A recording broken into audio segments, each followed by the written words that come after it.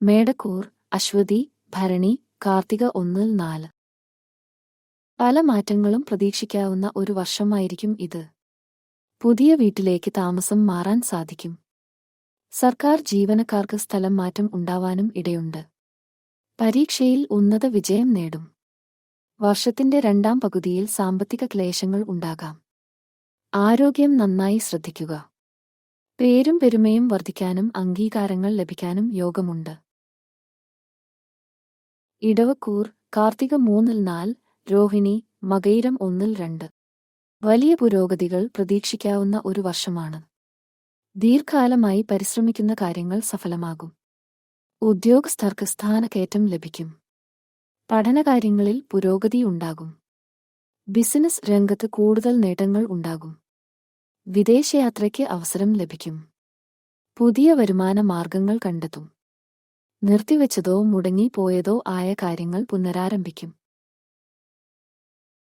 മിഥുനക്കൂർ മകയിരം 1-2, തിരുവാതിര പുണർദം 3-4. പുതിയ സൗഹൃദങ്ങൾ കൊണ്ട് നേട്ടം ഉണ്ടാകും. അവിവാഹിതരുടെ വിവാഹം നടക്കും. വിദേശ തൊഴിൽ തേടുന്നവർക്ക് ലഭിക്കും. പ്രവർത്തനരംഗത്ത് ചില ബുദ്ധിമുട്ടുകൾ നേരിടേണ്ടി വരാം. മേലധികാരികളുടെ പ്രശംസയും അംഗീകാരവും ലഭിക്കും.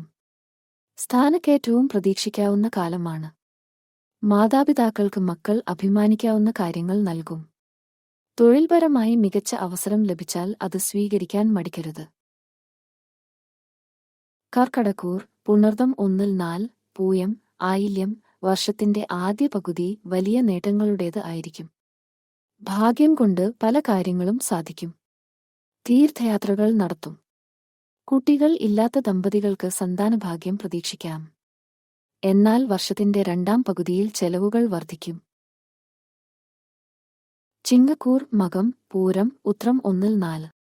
ദീർഘകാലമായി ആഗ്രഹിച്ചിരുന്ന പല കാര്യങ്ങളും നേടിയെടുക്കാൻ കഴിയും. കുടുംബജീവിതം സന്തോഷകരമാകും. എല്ലാ കാര്യങ്ങളും കൂടുതൽ ഉത്സാഹത്തോടെ ചെയ്തു തീർക്കാൻ സാധിക്കും. വർഷാരംഭത്തേക്കാൾ രണ്ടാം പകുതി കൂടുതൽ മികച്ചത് ആയിരിക്കും.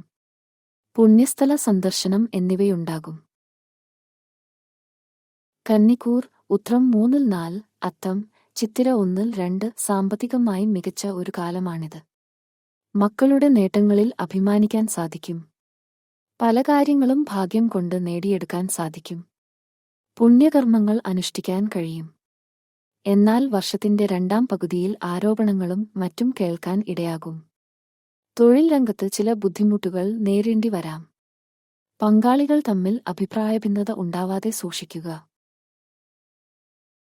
തുലാക്കൂർ ചിത്തിര 1-2, ചോതി വിശാഖം 3-4.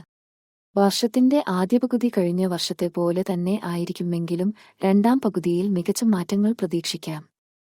പുതിയ ബിസിനസ്സുകൾ ആരംഭിക്കാൻ സാധിക്കും. ധനസ്ഥിതി മെച്ചപ്പെടും.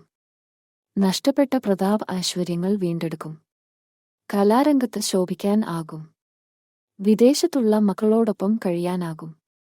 പണയം വെച്ച ഉരുപ്പടികൾ തിരിച്ചെടുക്കാൻ കഴിയും. വൃശ്ചികക്കൂർ വിശാഖം 1-4, അനിഴം തൃക്കേട്ട പുതിയ സംരംഭങ്ങൾ വർഷാരംഭം തന്നെ തുടങ്ങാൻ നോക്കുക. ആരോഗ്യം മെച്ചപ്പെടും. ദീർഘകാലമായി അലട്ടിക്കൊണ്ടിരുന്ന പ്രശ്നങ്ങൾക്ക് പരിഹാരം കണ്ടെത്തും. കുടുംബത്തിൽ സമാധാനം ഉണ്ടാകും. വർഷത്തിന്റെ രണ്ടാം പകുതിയിൽ പണമിടപാടുകളിൽ കൂടുതൽ ശ്രദ്ധ ആവശ്യമാണ്. ചില തടസ്സങ്ങളും നേരിടേണ്ടി വരും. കാർഷിക രംഗത്ത് കൂടുതൽ മുതൽ മുടക്കും. ഗൃഹാന്തരീക്ഷം ആഘോഷം നിറഞ്ഞതാകും.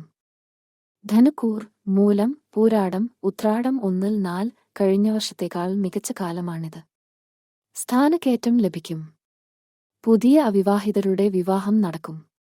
സാമ്പത്തിക നില പുരോഗമിക്കും. പല കാര്യങ്ങളും ആഗ്രഹിക്കുന്ന പോലെ നടക്കും. ചിലർക്ക് സ്ഥലം മാറ്റം ഉണ്ടാകും. വാഹനത്തിന് കേടുപാടുകൾ വരാം. വിദേശയാത്രയ്ക്ക് അവസരം ലഭിക്കും. സുഹൃത്തിന്റെ സഹായം കൊണ്ട് വലിയ നേട്ടം ഉണ്ടാകും. കുട്ടികളിൽ നിന്നും മാതാപിതാക്കൾക്ക് സന്തോഷിക്കാവുന്ന അവസരം ഉണ്ടാകും. മകരക്കൂർ ഉത്രാടം 3-4, തിരുവോണം അവിട്ടം 1-2. സ്ഥാനക്കയറ്റം ലഭിക്കാനും സാമ്പത്തിക പുരോഗതി കൈവരിക്കാനും എല്ലാം സാധ്യതയുണ്ട്. ഏറെ കാലമായി അലട്ടിക്കൊണ്ടിരുന്ന പ്രശ്നങ്ങൾക്ക് പരിഹാരം ഉണ്ടാകും. എല്ലാ കാര്യങ്ങളും ഉത്സാഹത്തോടെ ചെയ്യാൻ സാധിക്കും. വിദ്യാർത്ഥികൾ പരീക്ഷയിൽ മികച്ച വിജയം നേടും.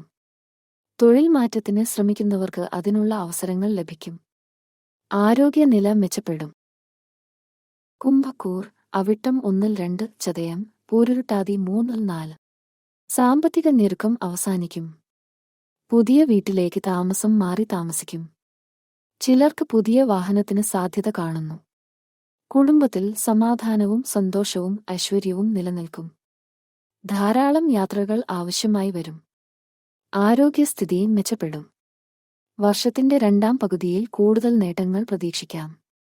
ഉദ്യോഗാർത്ഥികൾക്ക് പുതിയ ജോലിയിൽ പ്രവേശിക്കാൻ സാധിക്കും.